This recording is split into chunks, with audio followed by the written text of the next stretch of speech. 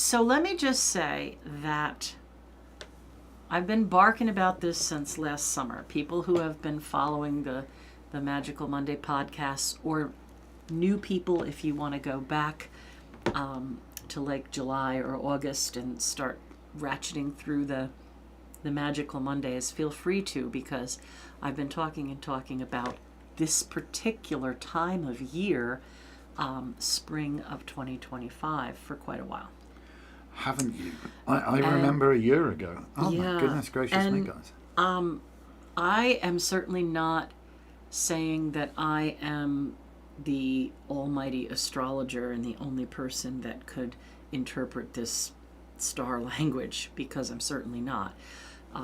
You could go out and kind of corroborate this with other well-known astrologers. But basically the writing is on the wall. Now, I know we're all familiar with the term third time is the charm. And I know we're all familiar with the term trouble comes in threes. And I spoke a tiny bit about that the last couple of weeks as well. But if we see like we have a planet coming and then it goes retrograde. Goes back again. And then it goes back again, it has crossed that point 3 times. Thank you, thank you. Oh, guys, you are super. We love you. So guys. we're coming to this interesting confluence. Would that be the word? I don't know. Where so much comes together for the first time. You know, I've given all kinds of different scenarios. I've said we're riding on a highway and the speed keeps increasing and the lanes keep increasing and the traffic is now coming in different directions and then there's stopped traffic. That's like been like navigating an asteroid field. Chaos that we had between November and now. I've also likened it to being on a roller coaster cart that's slowly being ratcheted towards the top peak, and you know what's coming and you can't find your seatbelt. Oh, thank you. So there's that kind of thing going on. But in all seriousness, the next chunk of this is the big chunk, right? We know that 0 degrees Aries, or the sign of Aries, is considered the beginning of the zodiac. We've heard the term April Fools before they changed the calendar. That astronomical time of the cardinal sign, 0 degrees Aries, East, spring, Easter, Eostra, estrogen, the vibrancy, fertility of life, all the kind of stuff that we talked about for Ostara, or Albin Eiler, the height of light, height of air. You guys keep flashing the lights. We thank you for that. Yes, that's it's lovely. Awesome. It's awesome. We want YouTube to like us. We do. We're actually trying to do our very best to be less of a well-kept secret, and you guys really help. So what I do is, for major events, like the new moon, I'm calling that a major event now because we have this Aries time. So for the Aries new moon, it's going to happen on Saturday the 29th at 6:57 a.m., so just before 7 o'clock. And I run the chart to find out that that's, of course, Aries rising. Oh, well. Because it's in the sunrise part of the day. Oh. So this is kind of a real focus on that Martian energy, that Mars energy, right? Because Aries is ruled by Mars. So we have the sun in Aries and the moon in Aries. That's how we get a new moon. And they're at 9 degrees, again, which we have this hermit's wisdom of the Merkaba, right? As within, so without. And the ascendant is at 12 degrees. Which means that all of these things that are piled up are in the 12th house. And for people who know astrology, this is simple. It's the house of self-undoing. But it's a little more than that. I've kind of called it the house of the exalted prisoner, meaning that sometimes we tell ourselves things that may not be true, but it kind of keeps us stuck. So Saturday morning, during this new moon, there is, of course, an eclipse. Should we like kneel down and cover our heads or something? Well, it's really very fascinating. So there's an eclipse because we have that nodal shift, and the new moon is very close to the nodes. That's when we hit our goal. Oh my God! Oh well, thank you guys. Thank Wow. you. Well, that I think we did that in record time. That's awesome. Thank you. Okay. Okay, the book club's on. Book club's on. We'll Book see you at club's 8 on. o'clock. We'll see you at 8. All right. So, Sun and Moon, 9 degrees Aries. Oh my goodness gracious me. Wow. We have, I don't know what this is, but it's flashing at the bottom telling to say something, so something. Oh, wow. Something. 25 months. Hey, well, you Whoa, know, Savannah, go you're just, Savannah. you're just awesome. Thank you. Thank you. Thank you. And yes, say you're something. You did say you're something. All right. So in the 12th house, we have Sun. Let me shine some light on it. Moon. What's your depths of your emotions? Eclipse. Let's get rid of some shit. Mercury, 0 degrees Aries. Again, the start of a cycle for Mercury, but it's retrograde. So we're going to get the charm out of that soon. So that's in the 12th house. But then we also have Neptune, 29 degrees. Venus, 28 degrees. North Node, 27 degrees. And Saturn, 24 degrees Pisces. So they are considered conjunct because you would give a little wider than the 3-degree orb. So Neptune, 29 degrees is definitely conjunct Venus at 28.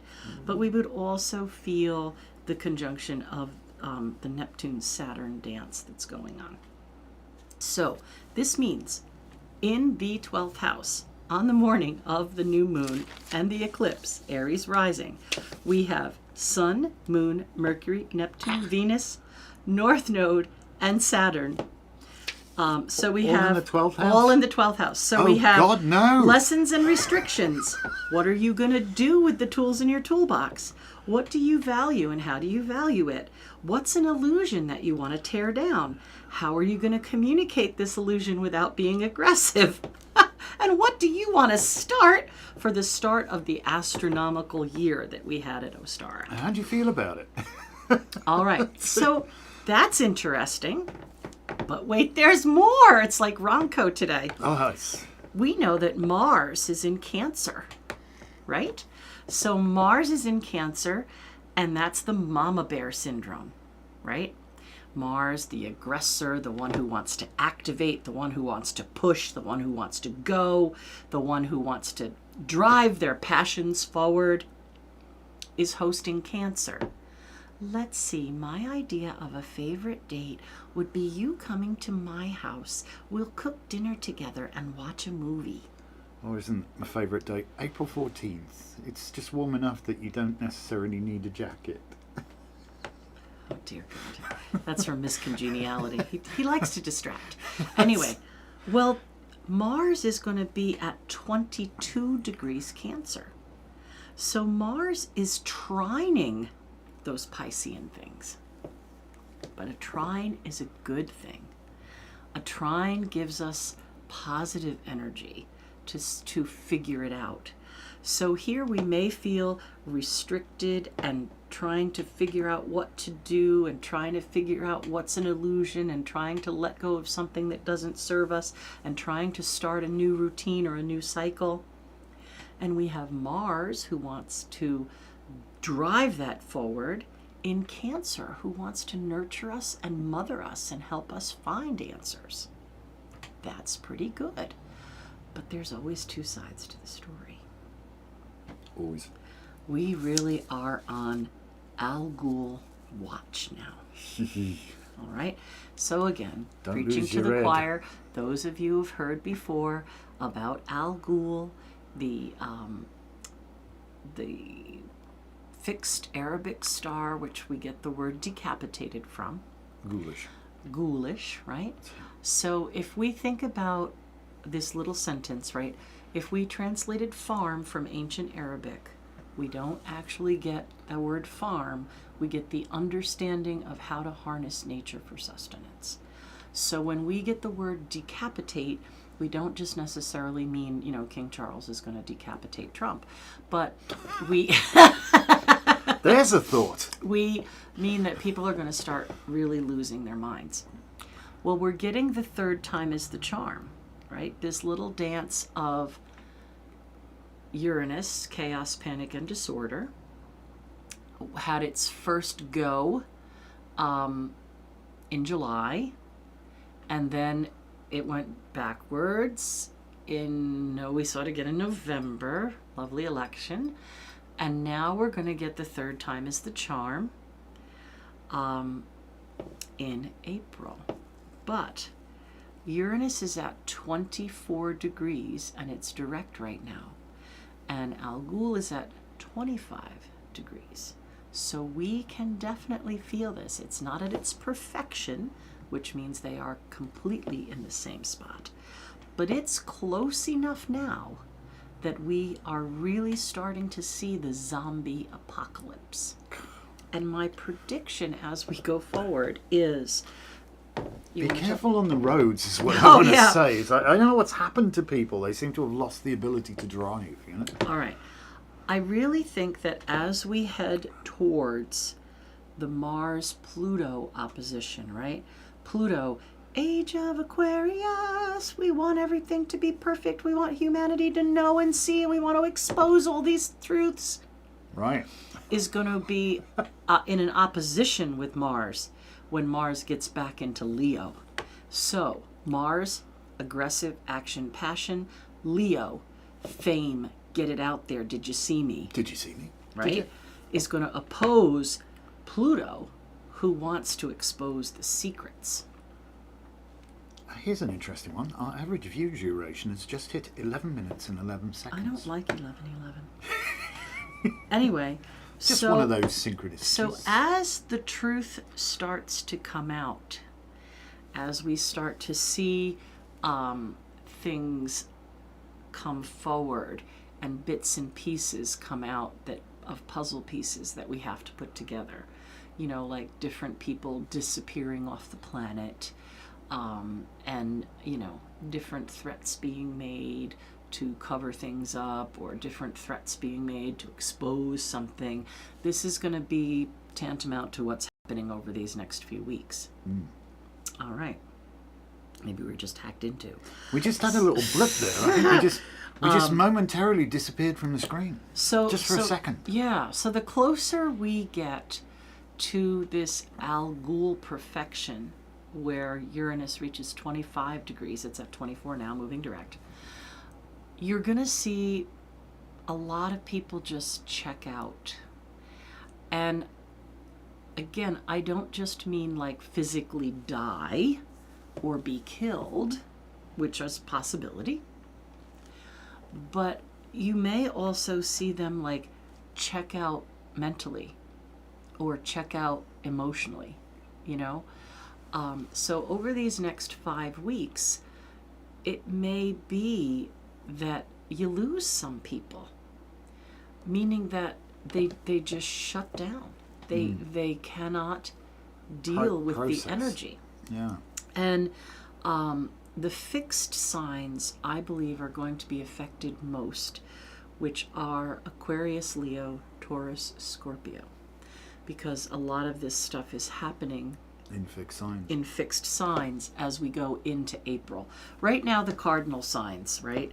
Mars in Cancer, all the things that we had in Aries that I spoke about, the cardinal signs are getting it, and the mutable signs to some degree, no pun intended, as everything is in like the death throes of Pisces there, right?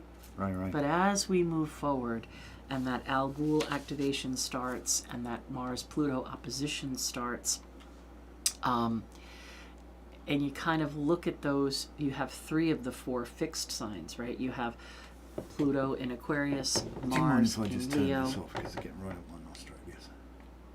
Pluto in Aquarius, Mars in Leo, and Al Ghul in Taurus, the kind of missing sign there is Scorpio, which may be the answer to the issues. And Scorpio is that depth of soul and that depth of the psyche, and again trying to be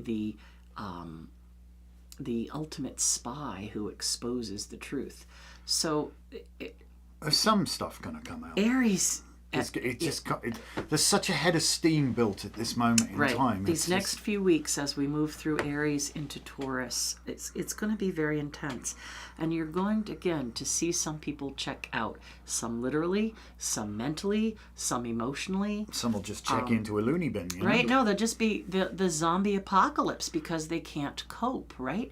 I mean, some of us who have had to be counsel or need to be painfully aware. I said to him this morning, I feel like the band on the Titanic must have felt. I'm just going to pretend nothing's wrong and keep playing. And that's kind of like the energy that we have of this Al Ghul illusion from Neptune. And, you know, you've got to live your life. You can't just lock yourself in the closet. But Jesus, you know? All right. On a bike. So again, I'm going to say to you, I hope that I'm wrong, but the interpretation, how I read this celestial stuff that's going on, is that there's going to be some big uprising, that we're going to see a ton of marches, and we know that April 5th, that Saturday, they're calling for marches in Washington and marches on the Capitol of every state capitals as state well, capitals. That we know is happening, but we're going to see more of that and more of these town hall things. We're going to see a real focus on civil rights. We're going to see trade wars, unfortunately. We're going to see cyber war. We're going to see probably supply chain and food chain interruptions, right? And we know that there's a lot of things going on already, but they're going to reach the click, click, click top of the roller coaster and fly down. So again, I'll tell you, get a couple of months. You've got about a week or so now before we get into this really intense crazy. So if you could get your supplies in this week, extra pet food if you have pets, extra coffee, sugar, essentials, flour, whatever. If I'm wrong, the worst that happens is you don't have to buy them for a couple of months. But if I'm right, you won't be terribly inconvenienced. But the writing on the wall looks fairly serious at this point. We don't know what's coming. And I'm not trying to be a doom and gloom person, but I fear that the majority of people are seriously underreacting, thinking that somebody else will just take care of it. No, we have to become self-rescuing princesses, I'm afraid. Yeah. Ain't no knight in shining armour coming. It's down to us. Power to the people. And it is. Isn't that a very Aquarian thing? It is the whole Aquarian independence kind of thing. The breaking down of massive conglomerates, into smaller pieces. You probably want that back, don't you? I need the full moon, the new moon chart for, God knows where it is now. I just shoved it in here. I need the new moon chart for class. There we go. Because Wednesday night we have our moon through the natal chart. Oh God, we're back to that now. Wednesday night, yeah. We're doing lots now, aren't we? All right, We're doing lots so and lots of fun stuff. The cards that I have out here Do you wish me to hold them up? Are all part of the new moon, right? So the new moon is a 9. I'm trying. It's difficult. It's not really. You could do one at a time. Okay. All right. Hermit. The Hermit's a 9. So this is looking into the light, looking at what's being lit up. Sun Moon conjunction. Okay.